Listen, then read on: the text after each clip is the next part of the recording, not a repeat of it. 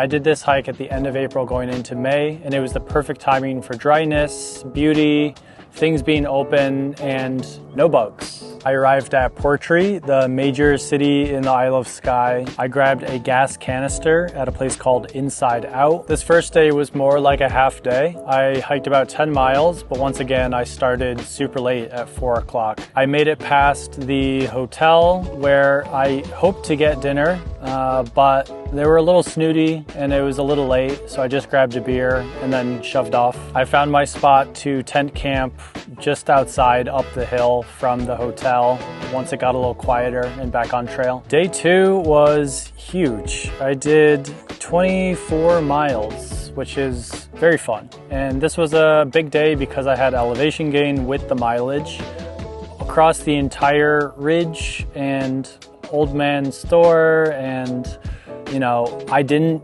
eat at any restaurants the entire day. It was all food that I brought in my backpack and cooked with my stove. Obviously, the super touristy day hike up to the Old Man Store was very busy and not as fun.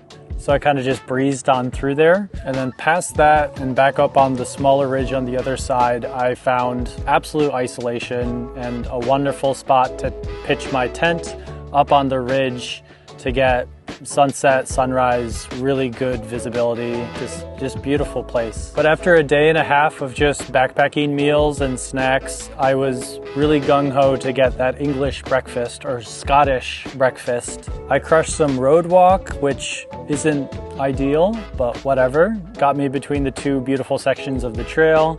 Had lunch at Seamus's bar.